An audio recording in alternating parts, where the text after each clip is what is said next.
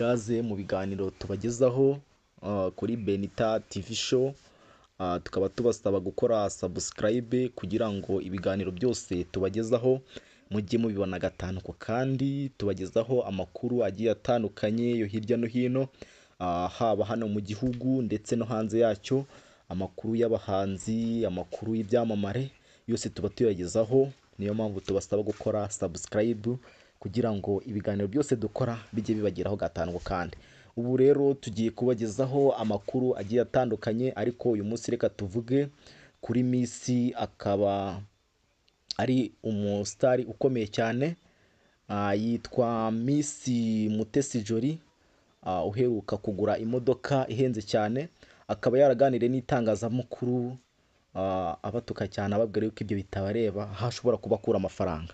Reka tubatangire rero mubashe kwiyumvira uburyo iki cyamamare giteye ubwoba. Miss Mutesi Jolly uheruka kugura imodoka igura amafaranga asaga miliyoni 350 z'amafaranga y'u Rwanda, yavuze ko abantu bashishikazwe no kumenya aho akura amafaranga kandi bitabareba, bityo bakwiriye gutuza bakamuha agahenge. Yabigarutseho mu birori bya The Silver Girl byateguwe na Sherry Silver, y'umubyinnyi akaba n'umukinnyi wa filime Sherry Silver, ubwo yaganiraga n'itangazamakuru, aho umunyamakuru yamubajije ati duheruka gutaha imodoka yawe nshya, bamwe bibazaho bati amafaranga ava he, ubundi ukora iki?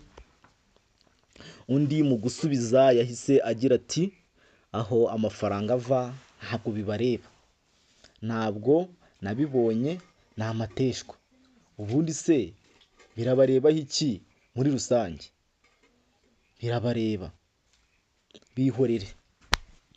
Miss Mutesi Jolly ubitse ikamba rya Miss Rwanda rya 2016, mu minsi ishize nibwo yaguze imodoka iri mu zihenze zikorwa n'uruganda rwa Mercedes Benz. Uyu mukobwa yaguze imodoka iri mu bwoko bwa Mercedes Benz ya class izwi nka Orongi 63 yo muri 2025. Uraranganyije amaso ku mbuga zitandukanye zerekana ko iyi modoka igura miliyoni zirenze 359 z'amafaranga y'u Rwanda. Uretse iyi modoka kandi hari amakuru avuga ko mu minsi yashize yujuje umuturirwa, nawe utapfa kwigonerwa na benshi, bafite agatubutse mu mujyi wa Kigali. Iyi nzu bivugwa ko ifite agaciro ka miliyari 1 y'amafaranga y'u Rwanda, yubatse i Kibagabaga.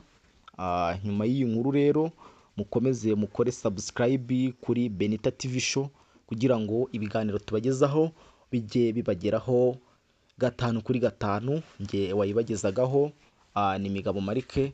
Murakoze cyane, turabashimiye.